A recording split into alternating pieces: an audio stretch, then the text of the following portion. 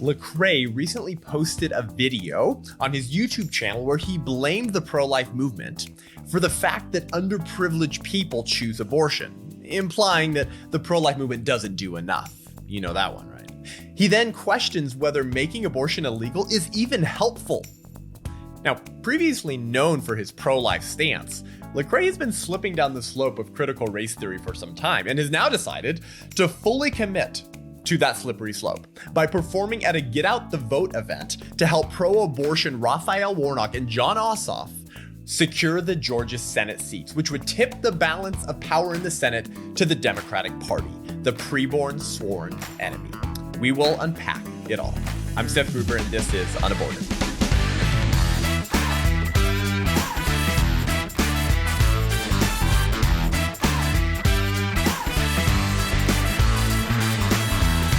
Welcome to the show and Happy New Year. I hope you were doing well. As we mentioned last week, 2021 is going to be a monumentous year. This could quite possibly be the most dangerous year to our preborn neighbors, assuming that some cataclysmic miracle doesn't occur and President Trump gets reelected.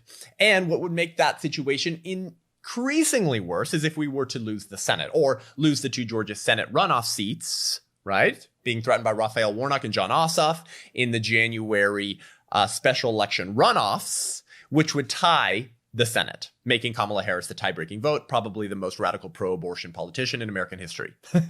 And we talked about last week what that would mean to the preborn and to pro-lifers who seek to protect them. Well, Lecrae, the popular Christian rap artist, is not helping our preborn children whatsoever. And this is, of course, ironic because Lecrae is Black.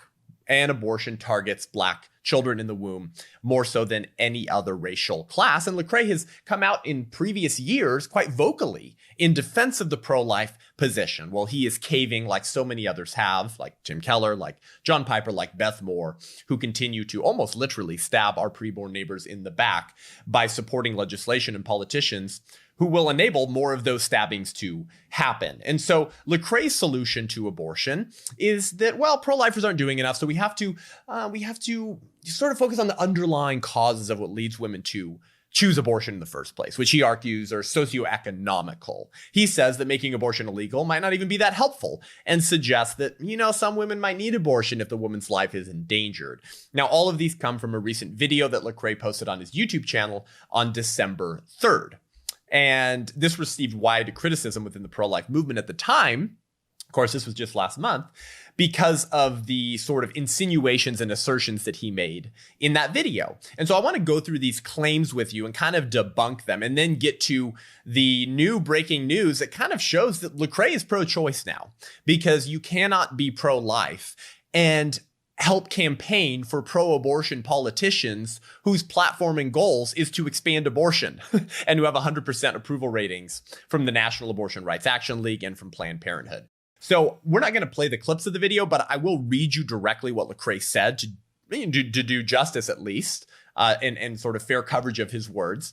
And we're going to go through these claims because it's these types of videos, friends, that create so much confusion within evangelicalism, particularly in millennial and Gen Z evangelicalism, right? The people who look to Lecrae and others as sort of Christian leaders and sort of fill-in theologians for maybe lack of substantive teaching from the Bible at their local church. And so this is significant because of the influence that Lecrae wields. The same thing was true of Phil Vischer's video, the guy behind VeggieTales, who threw out a whole bunch of ludicrous and unresearched claims that he thought were very persuasive because he's adopting some of the same premises as Lecrae is here. So what does Lecrae say in this video? Well, firstly, he claims that pro-lifers aren't doing enough, and we must address the underlying causes and circumstances that lead women to choose abortion in the first place. Now, we've talked about this type of claim before on the show. This is probably one of the reasons why Lecrae is now supporting Democrats. Remember, we've talked about that silly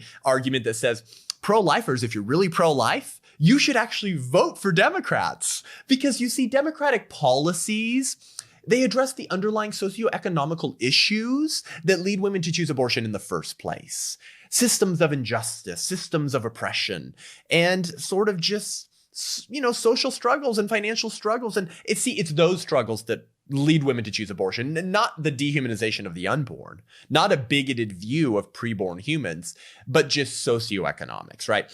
And so Lecrae believes that democratic policies do better to address those underlying issues. And so that's really the statutes. That's the heart of the matter. Not the bigoted view of the unborn, not the fact that we've had 48 years in American politics where half the country believes that some humans are not persons. No, it's just socioeconomical. So that's his first claim. And let me just read you what he says, okay?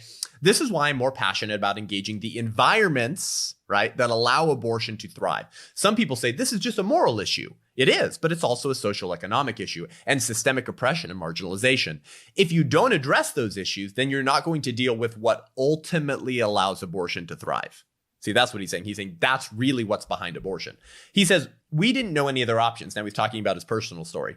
We did not have the financial capability to move forward. We didn't have the family support. And then you're bringing on compounded issues. You're talking about communities where a brother has just been killed through senseless violence. A mother may be sick and living on Medicaid. And there is PTSD going on in your world because of some of the things you've encountered. The child's father may be incarcerated for different reasons. And you're saying, hey, don't terminate the life of the child. Well, you got to remember that there is all these different issues coming into the play for certain individuals that he says, quote, no one is addressing. When you begin to address some of these situations and circumstances, when you begin to say, hey, here's healthcare for you, so you can now take care of a baby. When you begin to address these barriers, then you begin to put into the mind of individuals that, hey, this is doable. You begin to present them with options. Okay, so Lecrae is saying that there are no options. Nobody is addressing these.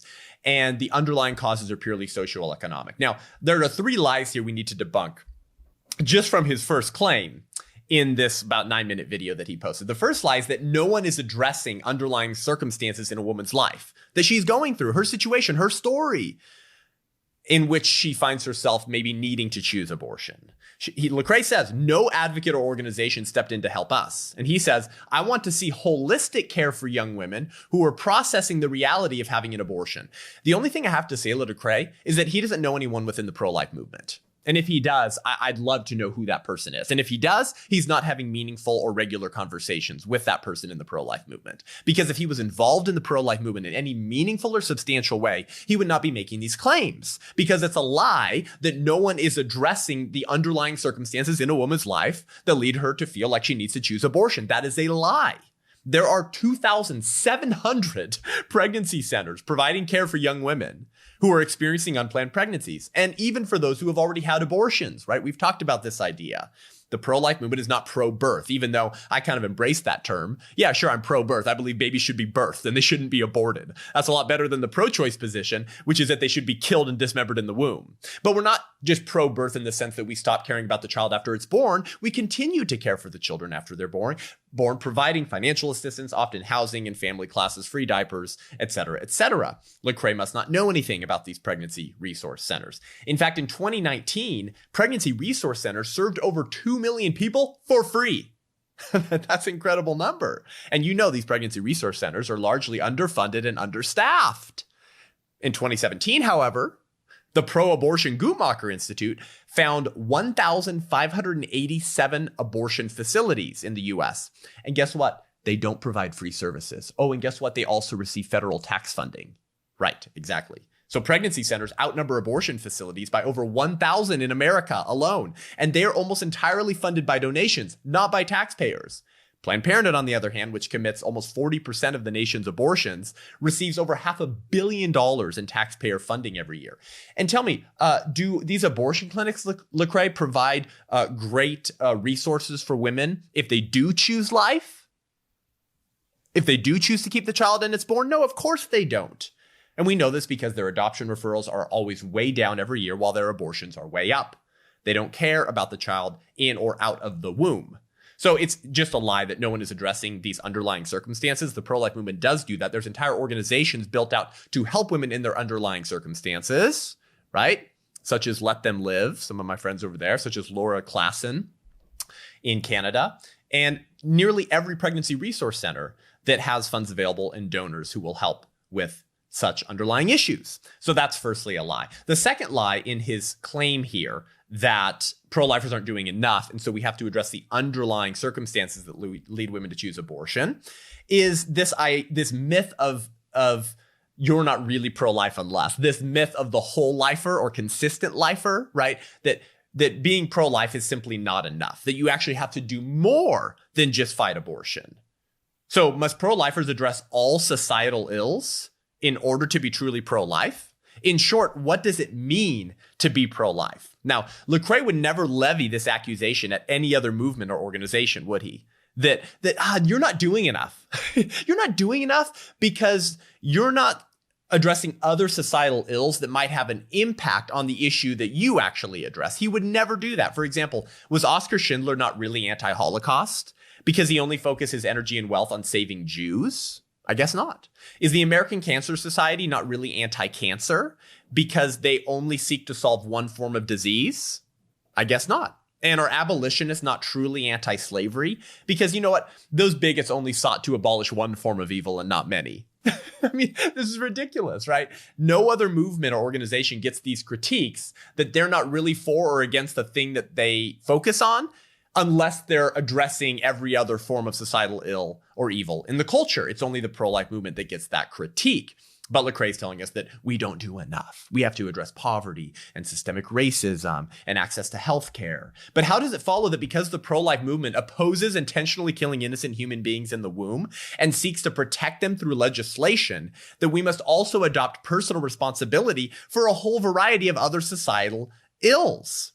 Of course, it doesn't follow at all. It's just a critique to undermine the pro-life movement and their goals. So that's sort of the second lie that he says, is that we're not really who we say we are unless we're addressing all these underlying causes. And the third lie in his first claim here is that socioeconomic issues is what ultimately allows abortion to thrive, right? I mean, that's what he says. He says that you're not going to deal with what ultimately allows abortion to thrive. And later he says that he wants to focus on sort of the full range of the environments that men and women find themselves in. And if we can alleviate those, then abortion will, I guess, just disappear or dissipate, right? Now, the problem with this claim that it's socioeconomic issues that's ultimately what allows abortion to thrive is that there are always underlying issues to all sorts of evil. And human beings have a really bad tendency to use those underlying circumstances as sort of a get out of jail free card, right? To absolve ourselves of personal responsibility. Oh, it was my environment. It was how my parents raised me. It's because I didn't have good access to healthcare. It's because I didn't have a good education. It's because my dad left. Now, these are all real and horrific things, but you cannot use reasons for why certain things happened in your life as justifications for your own choices and decisions as an autonomous individual, as a moral free agent. Reasons cannot become justifications. And I don't believe Lecrae's reasonings for why him and others choose abortion are the true underlying reasons of what allows abortion to thrive, as he says. He says it's socioeconomics that allows abortion to thrive. I reject that. I don't believe that that's the reason behind why abortion continues to exist. I believe the underlying reason why people choose abortion is because of bigotry. Is because of the normalization of abortion that makes abortion seem like a viable option in the first place. Remember, the goal of the pro-life movement is what? To make abortion illegal and unthinkable. We don't want the decision to pay someone else to dismember or poison your human child in the womb to be a viable decision that enters the minds of the American public. We want to make it unthinkable.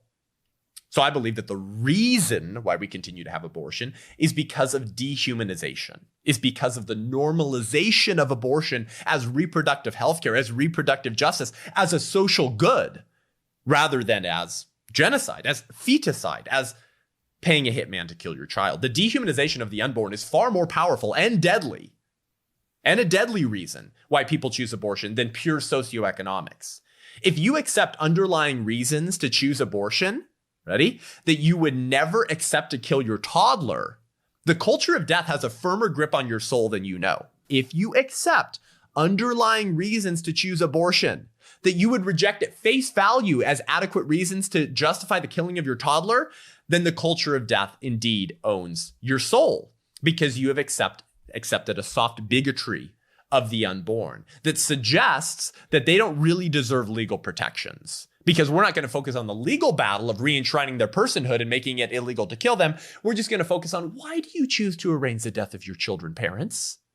right? That would be a form of soft bigotry. If Lecrae's solution to abortion is not firstly to make it illegal, but rather to address the reasons people use to justify abortion, then he does not truly believe abortion is an absolute evil, such as slavery or spousal abuse.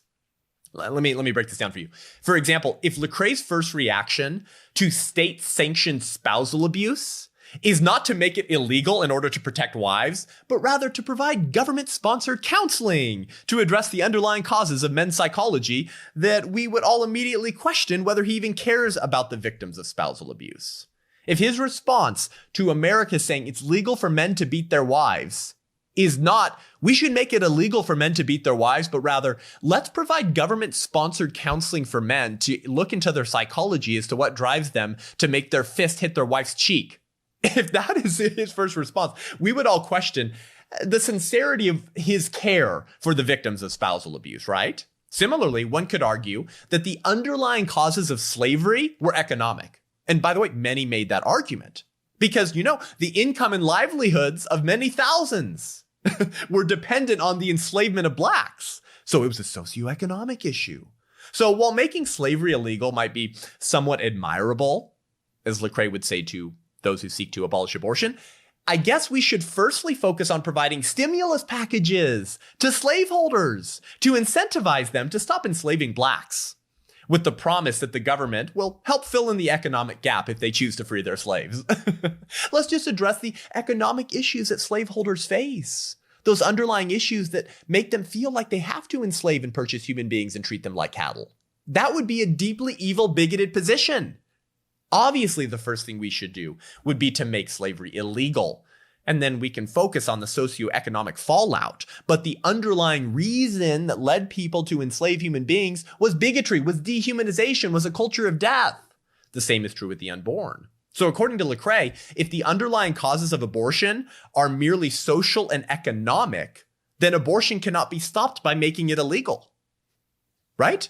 Because if the underlying issue is just social and economic, then making it illegal is not going to solve the social and economic problems. And so that's what we're going to get to next. Lecrae goes on then to say that making abortion illegal isn't really the solution because it won't stop abortion. So we're going to get to that in just 1 second. But first, if you like this show and want to hear more great content and commentary from these culture wars, from the battle in the pro-life movement to protect the unborn, then consider becoming a patron of the show. Head on over to patreon.com/unaborted and look at our really fun tiers ranging from, I think, $5 a month up to $300. And you get fun access and perks in those different tiers that I think you'll enjoy as well. Access to me, sort of downloadable content, PDFs, and live interactive conversations online. That really helps us expand the production value of the show, create more episodes, and eventually begin engaging in the public square with conversations with people where we apply these ideas in a conversational format to change minds, change hearts, and save lives. Thanks so much for tuning in. We'll be right back with a whole lot more.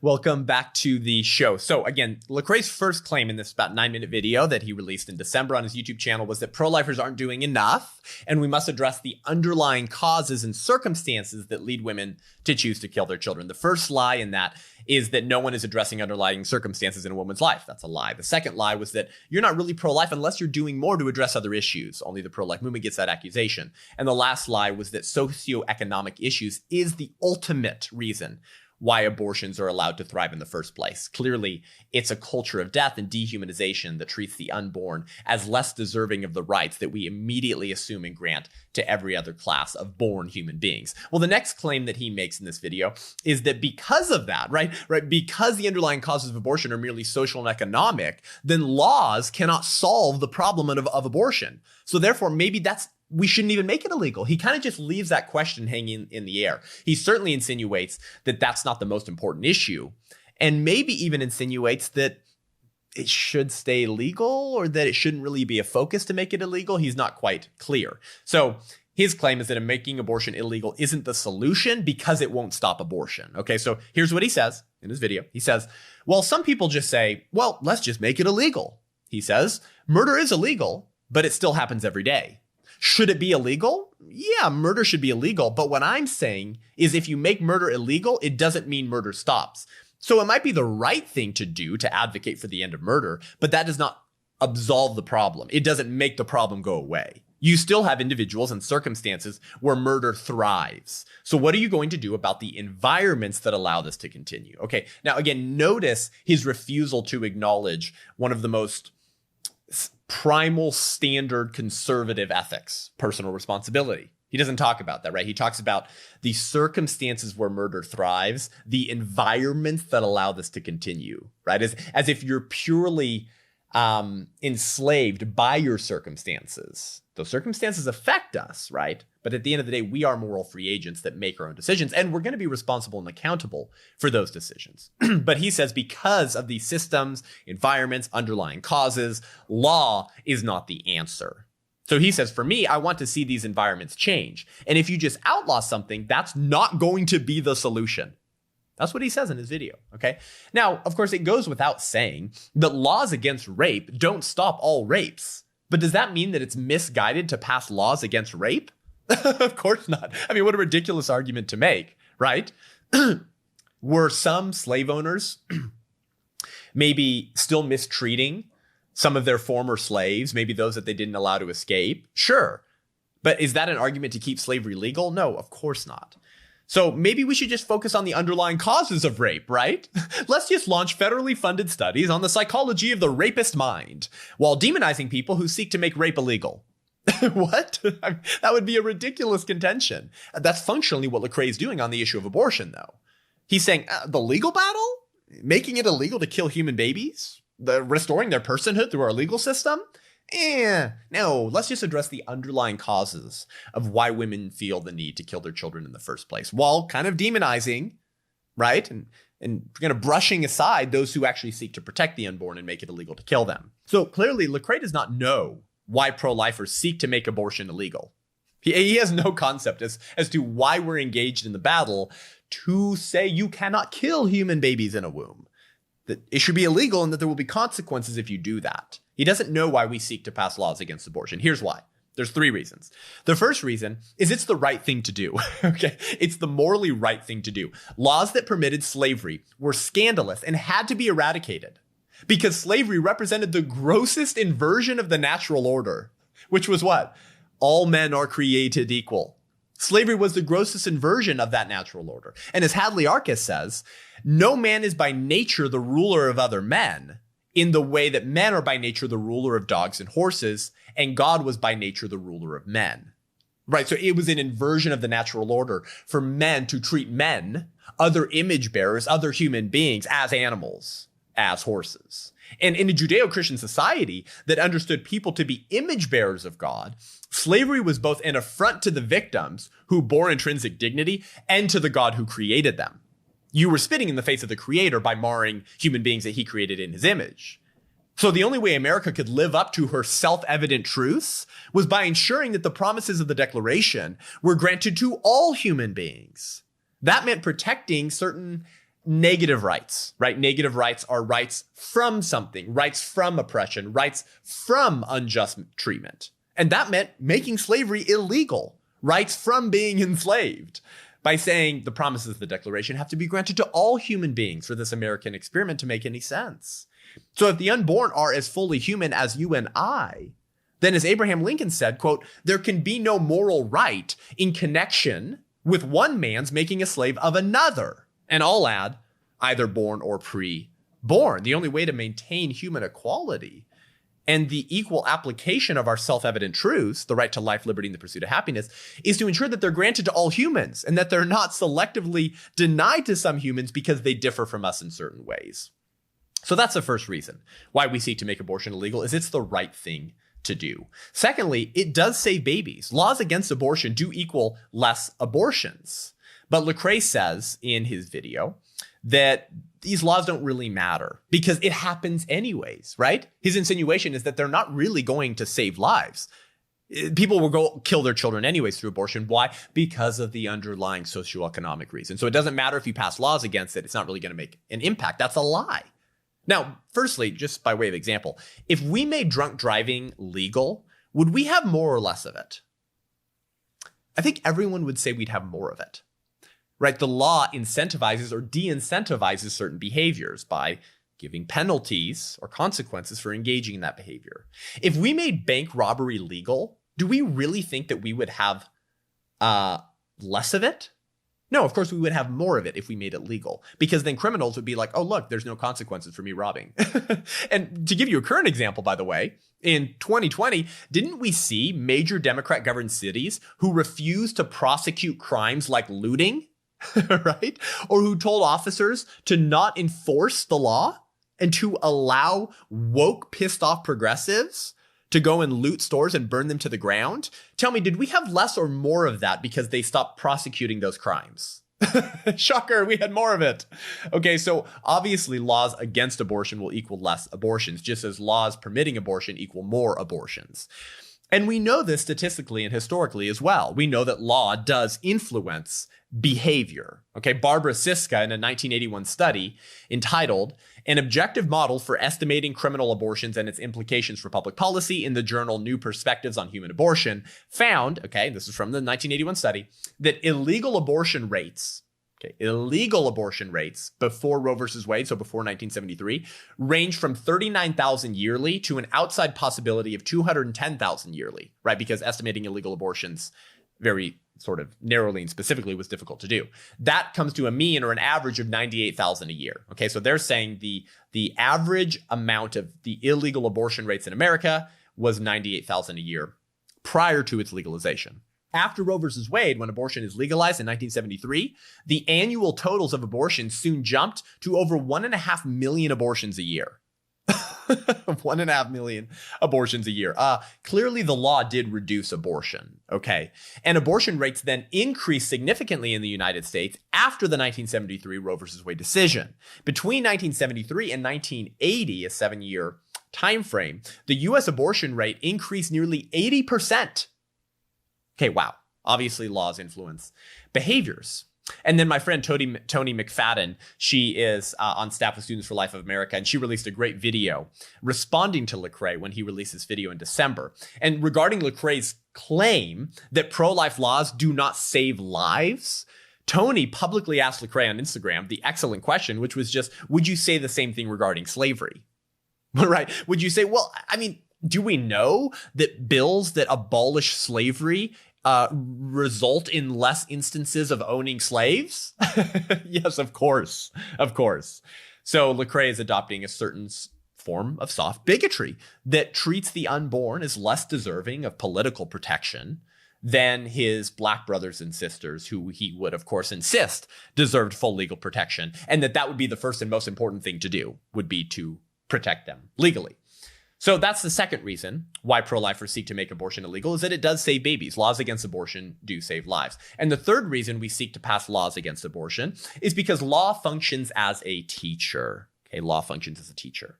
Aristotle once said that statecraft is soulcraft, meaning that politics doesn't just stay in the realm of politics, it moves into culture, right?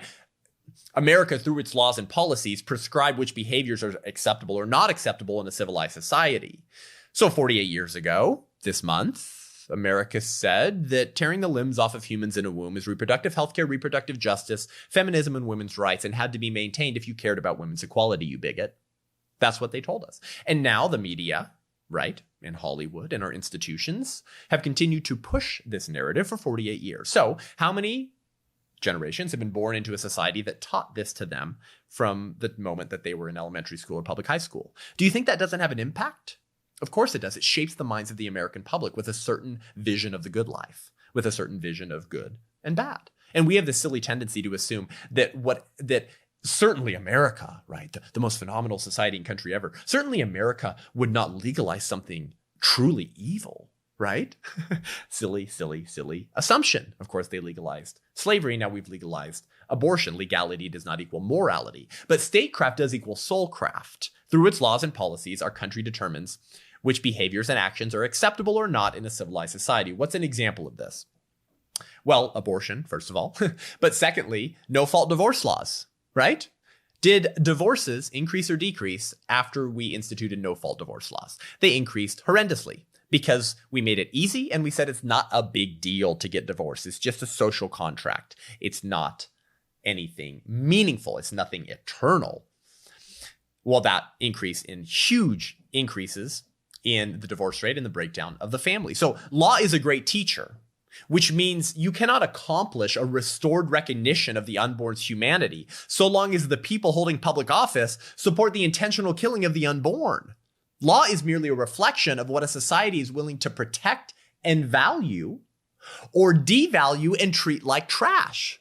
So yes, politics is downstream from culture. Yes, culture changes first, and then we see those changes evidenced and reflected in our politics. Yes, but sometimes it's a two-way street, right? Sometimes politics can just as easily influence culture as the other way around. For example, slavery. Was America ready for abolition in the 1860s? No, but we needed that political line in the sand, right? And it was a political line. I mean, we fought a civil war over it, for goodness sake. We obviously were not ready culturally for abolition, but the politics came in and drew that line in the sand to tell the culture and the next generation that slavery is evil and not acceptable. And the culture then followed. So sometimes it's a two-way street, but it's important to pass laws against truly immoral, evil things like the killing of innocent human beings, because it functions as a teacher and rebuilds the moral conscience of the culture to recognize these things as atrocious and treat them as such. Okay. So that is Lecrae's second claim, is that, we don't really need to pass laws against abortion because the underlying reason is socioeconomic. And, people are just going to get abortions anyway, so why pass laws against it? And his third claim is this, that maybe abortion is necessary when the mother's life is on the line. He says, what if the mother's life is on the line? What would you have her do if she's going into labor and her life is on the line? Right? Now, he doesn't answer this question. He just kind of throws it out there, which of course leaves you with the assumption that he's entertaining that as a plausible possibility, right? What would you do? I mean, it's a hard circumstance, and he doesn't answer the question. But abortion is never necessary to save the life of the mother. I've talked about this on the show all the time. If pregnancy is what is the risk to the mother's life, then not being pregnant would remove the risk to the mother's life, right? Reasonably so. Well, is abortion the only way to get rid of pregnancy? No, it's not. You can perform a C-section, cesarean section, or you can induce early labor. By the way, both of those are safer for the mother than abortion because abortion is unnatural and usually involves forcibly dilating the cervix to rip the child apart. So it's unnatural. It's actually more safe for the mother in a high-risk pregnancy that might take her life to induce early labor or perform a cesarean section. And OBGYNs, nurses, midwives, doctors, medical professionals, and neonatologists have all come out signing petitions saying that abortion is never necessary to save the life of the mother, such as the Dublin Declaration, which you can Google. Dublin Declaration is over 1,000 signatures of OBGYNs, nurses, health practitioners, medical professionals, and neonatologists saying that they treat the two patients differently, and that even if they can't always save both, they never say that we need to abort the child to save the mother's life, that they can deliver that child separately and still save the mother's life. Okay, so those are his major claims. I hope that was helpful in debunking them. But Lecrae has begun adopting certain dangerous premises of critical race theory, right? He says, what are you going to do about the environments that allow this to continue? The belief that deeply entrenched systems and structures of injustice are the cause of societal evil is a tenet of critical race theory, right? They reject this idea of personal responsibility. They view us as sort of dueling parties or races or classes. And so therefore, we're not responsible for the decisions we make, for the ways that we've been disadvantaged. It's just these entrenched systems and environments and structures of injustice that are the cause of all societal evils. And you hear Lecrae using this type of language, right? When he says systems and environments and causes. However, Lecrae doesn't contribute the problem of abortion to deeply entrenched bigotry in the mind of the American public, rather just to systemic oppression, as he says, or environments. What about personal responsibility? Nope, there's no room for that in the religion of wokeism, in the religion of critical race theory. And unfortunately, Lecrae has been going down this route for quite a while. In fact, last year, he even posted a photo of himself with Stacey Abrams, that radical Marxist pro-abortion cheerleader who lost her bid for the governor of Georgia. And continues to walk around claiming that she was illegally denied her governorship and that the election was stolen from her without any proof. I was shocked when Lecrae shared a picture with him and her, right? I mean, she would have continued to defend black abortion, unlike nearly any other politician in America.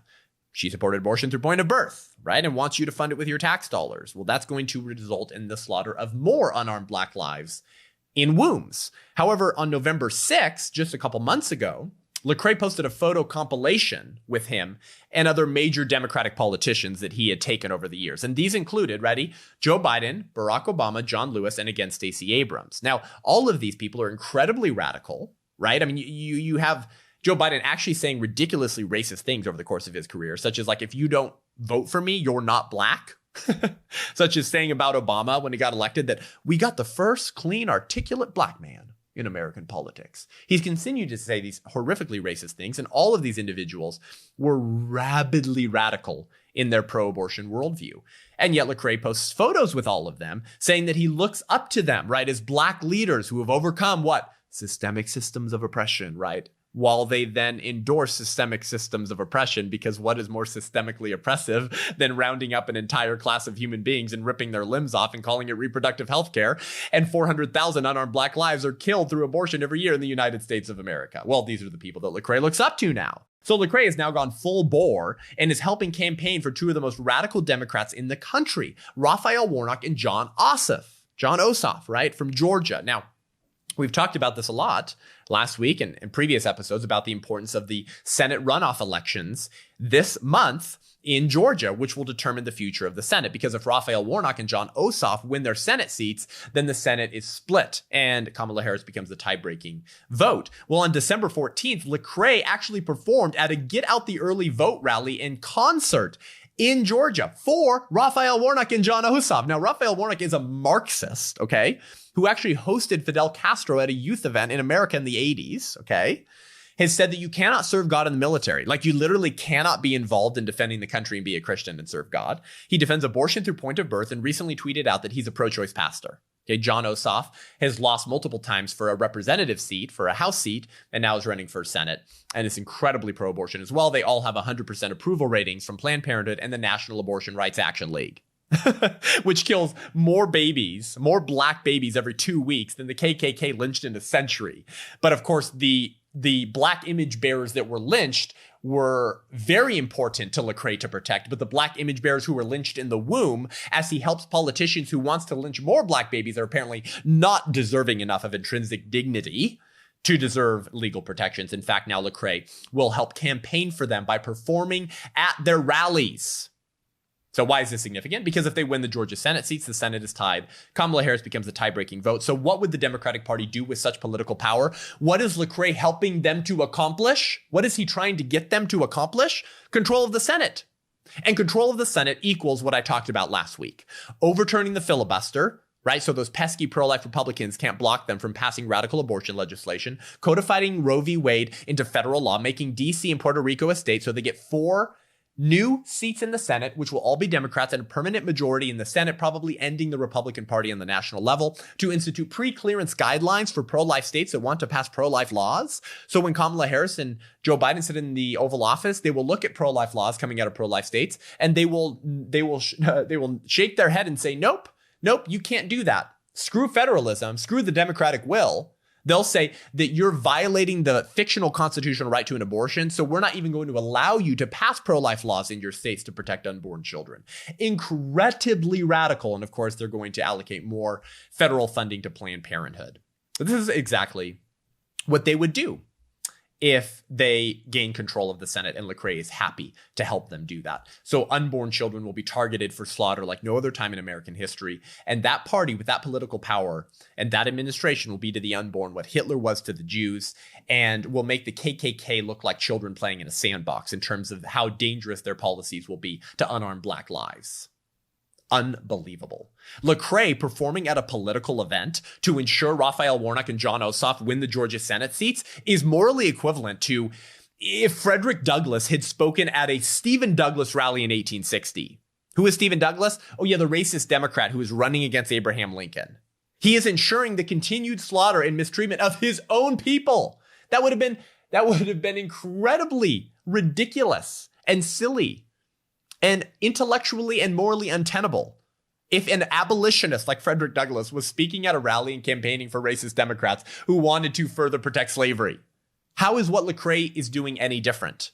By ensuring that politicians gain political power who pose the greatest danger to Black lives, as long as they're in the womb, right? As long as they're small and dependent, then they're not as deserving of political protection, I guess, as your born Black neighbors, right, Lecrae?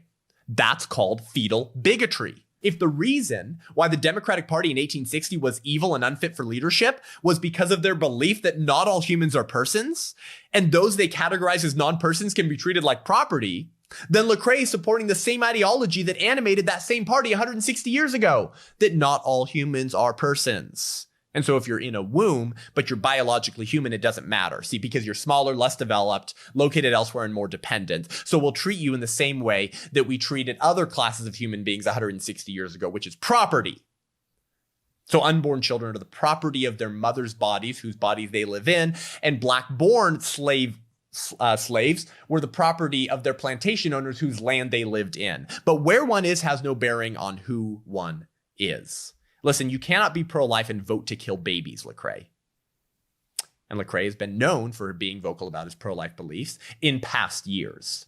Well, that past is just that, a past. It's no longer who he is. You cannot tell your neighbor you love them, but that it also should be legal to kill them.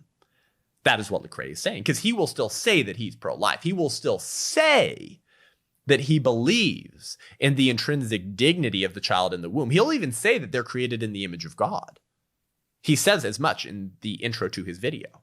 But then he goes on to say that we shouldn't really pass laws against them because women will get abortion anyways. We have to focus on the underlying causes rather than making it illegal to kill them. If your life's endangered, maybe you should be able to kill your child. And also, pro-life movement, you're not doing enough. So I'm going to go campaign for the most radical politicians in American history who want to enslave Black children in the womb by lynching them.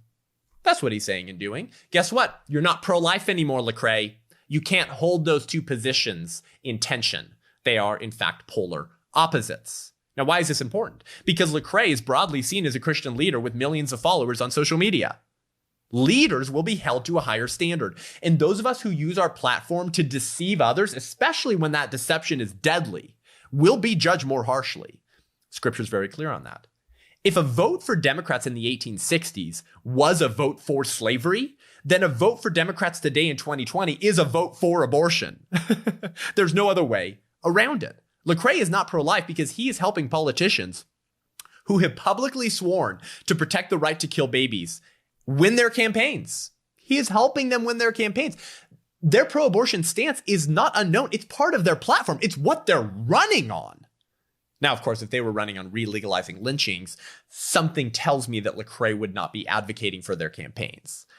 Oh, but they are. They are advocating for womb lynchings, which disproportionately affect Black babies at the tune of 400,000 a year. That's not concerning to Lecrae, though. He'll pontificate about the value of those children in the womb and then turn around and politically stab them in the back by helping vote for the very people who want to murder them. Doesn't sound so good when you put it that way, does it, Lecrae? When you pull back the euphemistic, bigoted mask that you are wearing. Lecrae is not pro-life because he is helping these politicians gain political power so that they can attack and target preborn image bearers. And Lecrae is no Christian leader, for he is claiming to represent Christ by performing at a rally with the express purpose of helping give power to politicians who believe that 400,000 murdered Black babies a year is reproductive health care. And apparently that Lecrae's God had no value or worth until he left the birth canal. Because Christ was an unborn child. He was a fetus. So he is campaigning for people who think that his God could have been aborted and that if Mary had done that, it would have been reproductive justice. Now, elections have consequences because policies have consequences, and politicians represent policies. And a policy that says an entire class of human beings can be treated like property and slaughtered at the tune of 1 million a year, 40% of which are Black babies, is an evil policy. And those who advocate for that policy are evil as well, and are morally unfit for political office, because they deny the very premise which our republic was founded on.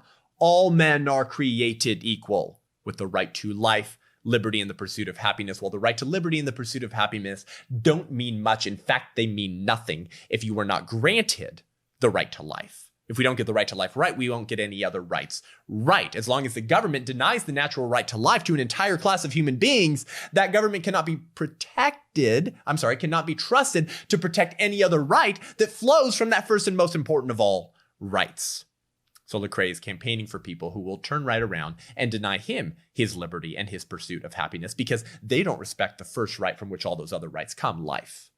And the Democratic Party's been very clear what they think about Christians, don't they? They don't want us to have the liberty to worship. They want us to have the liberty to call America systemically racist and evil and burn down Black-owned businesses while looting their stores, but not the liberty to worship our God in our churches. It's almost as if you deny the first and most important of all rights, you're going to get all the rest wrong.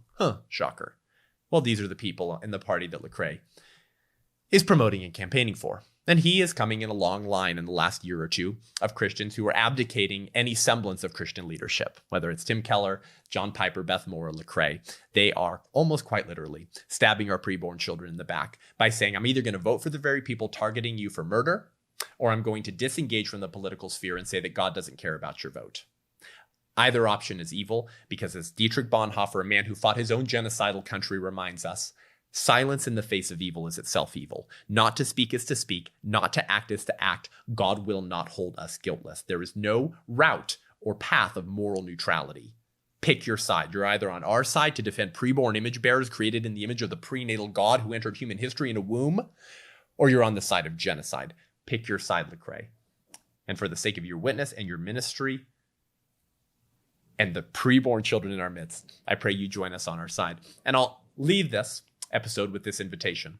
If any of you has a way to contact Lecrae, or if he somehow listens to this, I invite him to come onto the show. I invite him to sit down with me or any pro-life leader, because I don't think you have, Lecrae. I don't think you've sat down with people who have devoted their full-time lives to protecting the unborn, or else you wouldn't be making such ludicrous and dangerous claims that do have consequences, because you're influencing people who follow you with a certain vision of America and the good life, and that vision is dangerous and deadly because it excludes 1 million human beings from that vision every year, as you pontificate about loving your neighbor while saying some neighbors it should be legal to kill. That is not a position that should be acceptable in any orthodox within Christian evangelicalism. Well, that was a heavy episode. Happy New Year to you. Thanks for tuning in and listening to this episode. Head on over to iTunes, Spotify, YouTube. Give the show a rating and review. Let us know what you think. It really helps. If you want to learn more and engage with me online, head on over to SethGruber.com. SETHGRUB as in baby boy ER.com to sign up for my newsletter, to get training videos, and to check out my speaking schedule, which is blowing up at churches in 2021. And I'd love to see you live and local. Until next week, I'm Seth Gruber, and this is UnAborted.